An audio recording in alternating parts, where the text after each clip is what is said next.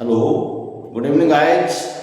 आज हम पढ़ने जा रहे हैं डायरेक्ट इनडायरेक्ट में इम्परेटिव। हमने सिंपल पढ़े, उसके बाद में इंट्रोगेटिव पढ़े और अब हम पढ़ने जा रहे हैं इम्परेटिव। तो आइए देखते हैं इम्परेटिव में क्या है।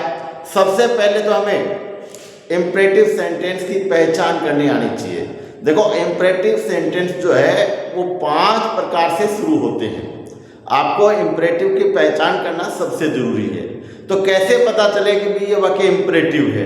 तो सबसे पहले तो हम देखेंगे कि ऐसे वाक्य 5 प्रकार से शुरू होते हैं। जैसे सबसे पहले हम कह सकते हैं वर्ब की फर्स्ट फॉर्म से, वर्ब की फर्स्ट फॉर्म से शुरू होते हैं। फर्स्ट फॉर्म से जैसे ओपन द डोर, ऐसे वाक्य जैसे ओपन दी डोर, जो आपके इन्वर्टेड कोमाज है उसमें जो वाक्य दिया हुआ होगा वो इंपरेटिव होगा। इसका ध्यान रखना है। हमें नरेशन किसका चेंज करना होता है? जो इन्वर्टेड कोमा के अंदर दिया गया है। तो सबसे पहले इंपरेटिव का हो गया कि वर्ब की फर्स्ट फॉर्म से ऐसे वाक्य शुरू होते हैं। देखिए यहां लिखा है ओपन, ओपन दी डोर। इसी प्रकार से 2 नंबर होता है डू या डू नॉट से शुरू, डू नॉट से शुरू। जैसे डू योर वर्क या don't touch me.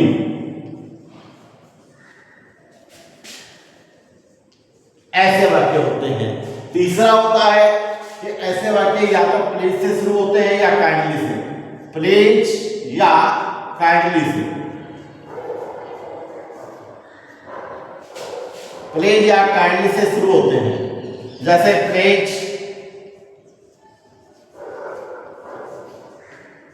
Give me a book. इस प्रकार से कोई वाक्य शुरू होता है। नंबर 4 आप कह सकते हैं कि ऐसे वाक्य लेट से शुरू होते हैं। जैसे लेट मी प्ले। उसके बाद में हम देख सकते हैं कि भाई लेटस से, लेट्स या फिर लेट अस से शुरू होते हैं। जैसे लेटस प्ले फुटबॉल।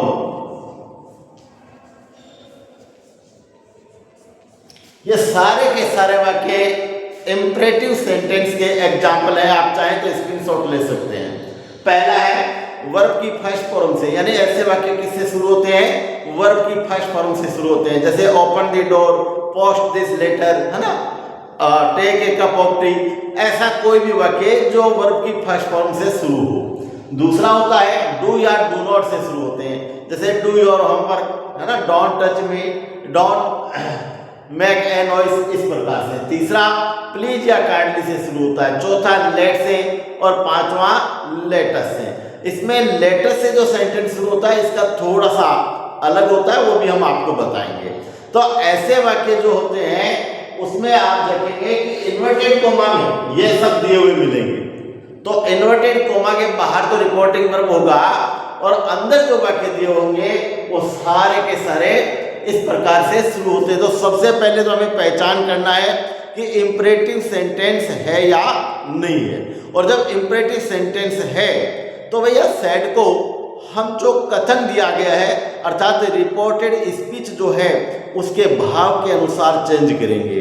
अर्थात रिपोर्टिंग वर्ब जो है उसके अनुसार नहीं, जो अंदर जो कथन दिया गया उसका भावार्थ क्या निकल रहा है। जैसे प्लीज या काइंडली से शुरू हो रहा है तो आप सेड को रिक्वेस्टेड में चेंज करेंगे। इसी प्रकार से कोई डॉक्टर है कहने वाला या कोई अध्यापक है तो आप सेड को एडवाइस में चेंज कर देंगे। इसी प्रकार से अगर आपको नहीं समझ में आए कि ये कहने वाला बड़ा है कि छोटा है तो हम सेड को आस्क्ड में चेंज कर देंगे।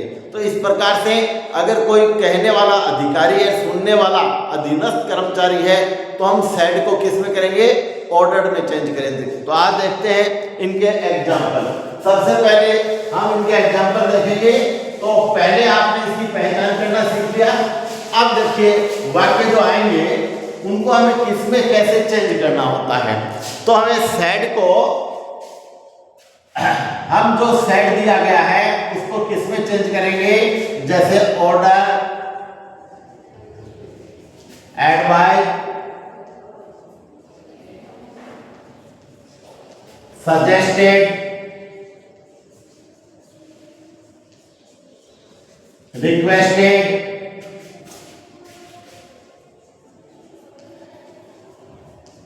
और अगर नहीं समझ में आए तो सेट का हम बना देंगे आफ्टर, और हमारा कंजक्शन होगा टू। वाक्य को किससे जोड़ेंगे, टू से जोड़ेंगे। कंजक्शन क्या होगा, टू होगा। जैसे सिंपल वाक्य का दैट हो रहा था, इंट्रोगेटिव का इफ हो रहा था और WH वर्ड हो रहा था, वैसे इसमें कंजक्शन क्या हो जाएगा भाई, टू हो जाएगा। जैसे एक एग्जांपल देखिए, जैसे she said to me please post this letter, post this letter, और फुल स्टॉप। सबसे जरूरी होगा कि इसमें सेंटेंस के लास्ट में क्या होगा, फुल स्टॉप दिया हुआ होगा। तो इसमें हमें देखना है, अगर वाक्य में प्लीज आ गया तो हम सेट को किस में चेंज करेंगे, रिक्वेस्टेड में। तो सी रिक्वेस्टेड मी टू, दोनों को वाक्य को हम किससे जोड़ देंगे, टू से, और प्लीज और काइंडली को हटा देंगे। अगर वाक्य प्लीज या काइंडली से शुरू हो रहा है तो उसको हम हटा देंगे। और अब शेष वाक्य क्या है उसको उतार देंगे। पोस्ट दिस का हो जाएगा दैट लेटर। देखो कितना आसानी से आपने, जैसे वाक्य प्लीज से शुरू हुआ तो प्लीज वाक्य शुरू होते ही हम क्या करेंगे भाई, इसको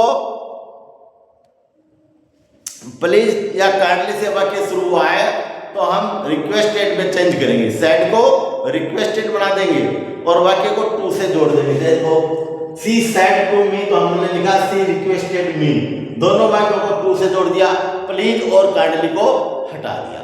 इसके बाद में जैसे हम लेते हैं, अगर कोई वाक्य डू नॉट से शुरू हो रहा है तो इसमें डू नॉट को भी हम किसमें चेंज करते हैं, फॉरवर्ड में, FORBIDE, फॉरवर्ड या फॉरवर्ड, दोनों में से आप जिसमें चाहें चेंज कर सकते हैं अगर वाक्य डू नॉट से शुरू है तो। क्योंकि डू नॉट का मतलब ही क्या होता है, निषेध करना होता है। तो डू नॉट आ गया तो हम चेंज कर सकते हैं। जैसे the teacher said, comma inverted comma, don't make a noise, don't make a noise. तो हम इसमें क्या बनाएंगे, द टीचर फॉरवर्ड टू, अब डू नॉट जो है उसको हटा देंगे और द टीचर फॉरवर्ड टू क्या रहेगा, make a noise, make a noise, इसको बढ़ा देंगे।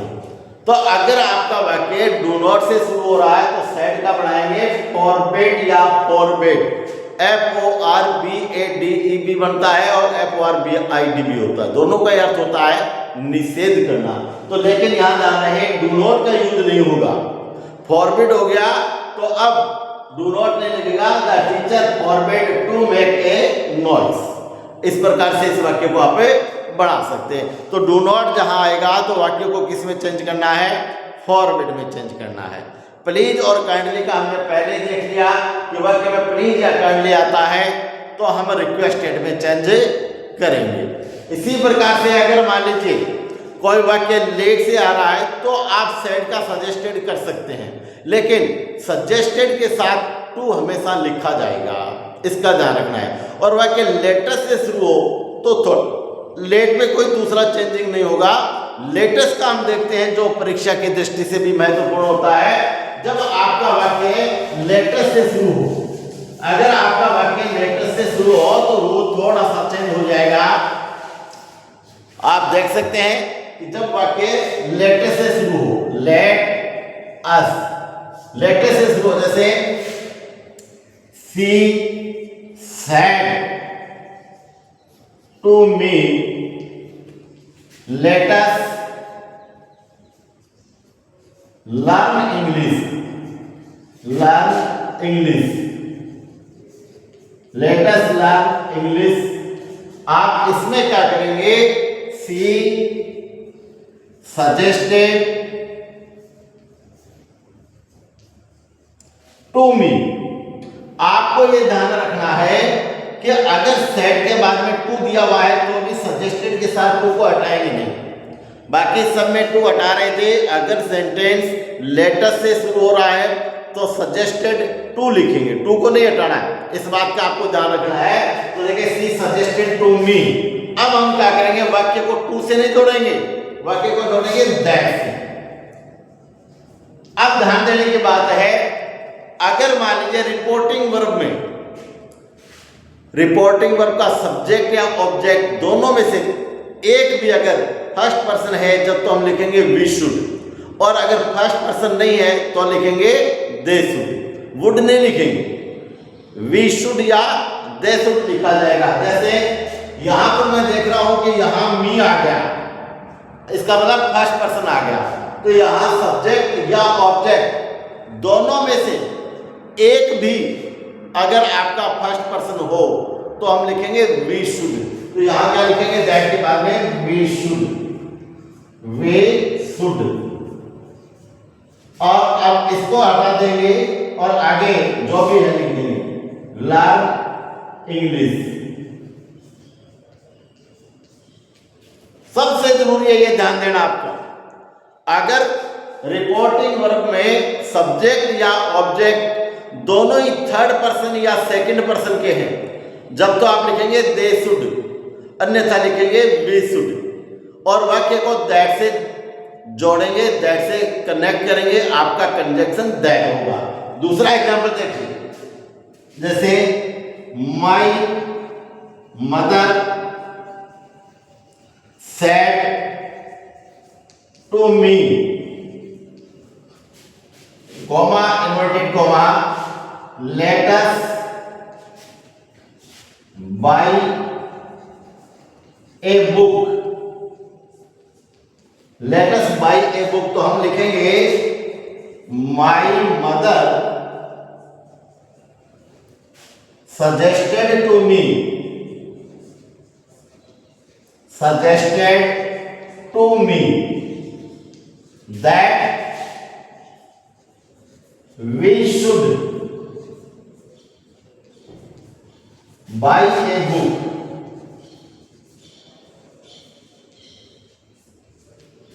आशा करता हूं कि आपको समझ में आ रहे होंगे।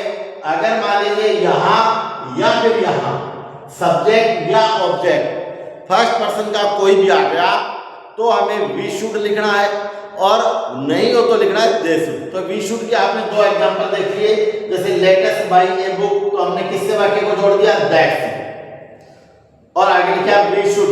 उसके बाद में लेटस को हटा दीजिए, जो शेष वाक्य वो एज इट लिख दो। अब हम ले रहे हैं जिसके अंदर रिपोर्टिंग वर्ब का सब्जेक्ट या ऑब्जेक्ट जो है वो अलग हो, यानी फर्स्ट पर्सन नहीं हो। जैसे Mohan said to Sohan, Mohan said to Sohan, दोनों ही अलग है। देखिए जैसे Mohan said to Sohan, comma let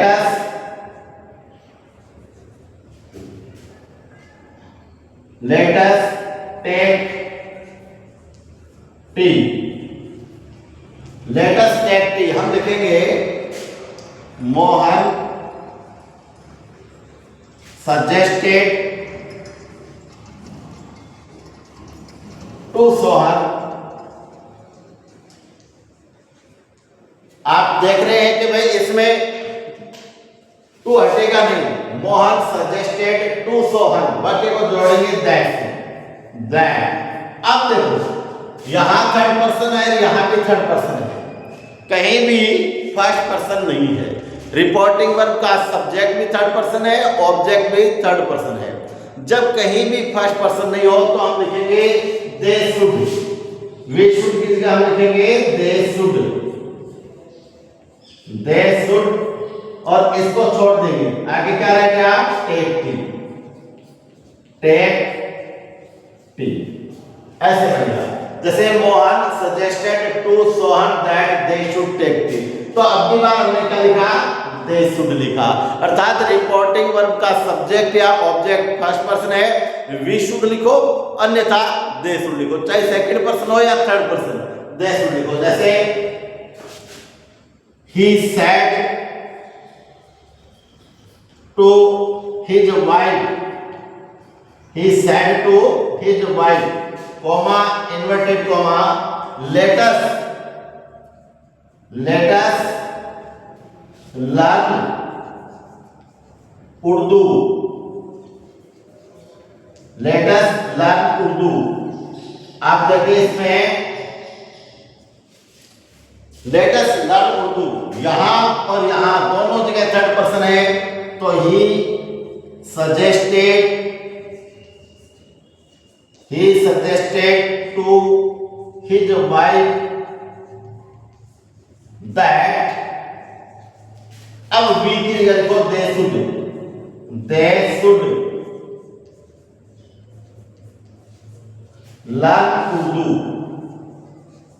learn Urdu, ये। तो आज हमने देखा डायरेक्ट इनडायरेक्ट का इम्परेटिव। तो सबसे पहले आपने देखा भाई डायरेक्ट इनडायरेक्ट के इम्परेटिव की पहचान, इसमें 5 प्रकार से वाक्य शुरू होता है, वर्ब की फर्स्ट फॉर्म से, डू या डू नॉट से, प्लीज या काइंडली से, लेट से और लेटर से। उसके बाद में हमने देखा इसके कैसे एग्जाम्पल बनते हैं। तो आपने देखा कि अगर वाक्य प्लीज या काइंडली से शुरू हो रहा है तो प्लीज काइंडली को हम हटा देते हैं और वाक्य को टू से जोड़ते हैं, और प्लीज की जगह सैड को रिक्वेस्ट में चेंज करते हैं। अगर वाक्य प्लीज या काइंडली से शुरू हो तो सैड को रिक्वेस्टेड बनाते हैं। इसी प्रकार अगर कोई कहने वाला अध्यापक हो या डॉक्टर हो तो सैड को एडवाइज में चेंज करते हैं। अगर कहने वाला बड़ा अधिकारी अधीनस्थ अधिकारी को कोई आदेश दे रहा है तो सैड का ऑर्डर्ड करते हैं। इसी प्रकार अगर वाक्य डू नॉट से शुरू हो रहा है यानी डोंट से शुरू हो रहा है तो हम क्या करेंगे, सैड को फॉरबिड या फॉरबिड में चेंज करेंगे और वाक्य को टू से जोड़ देंगे लेकिन डू नॉट को हटा देंगे।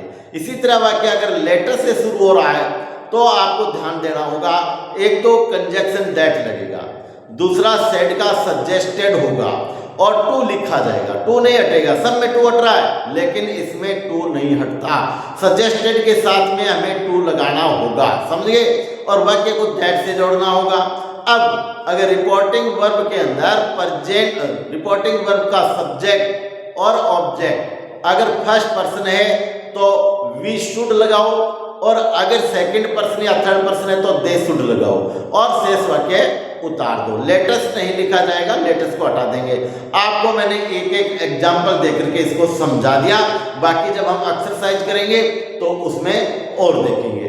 तो साथियों अभी हम देख रहे थे भाई डायरेक्ट टू इनडायरेक्ट। मैंने कई जगह देखा है डायरेक्ट इनडायरेक्ट को लोगों ने तोड़ मरोड़ करके पढ़ाने का प्रयास किया है लेकिन सक्सेस नहीं हुए। अगर तुम डायरेक्ट इनडायरेक्ट देखना चाहते हो और पढ़ना चाहते हो और आप चाहते हो कि आपका एक भी क्वेश्चन गलत नहीं हो तो देखते रहिए मेरे द्वारा पढ़ाए जा रहे डायरेक्ट इनडायरेक्ट यानी नरेशन को। आप पढ़ रहे हैं राठौड़ सर के साथ, और अगर आपके समझ में आ रहा है, आपको वीडियो अच्छा लग रहा है तो मुझे मोटिवेट करने के लिए सब्सक्राइब करें, वीडियो को ज़्यादा से ज़्यादा दबाकर लाइक करें। जय हिंद, जय भारत।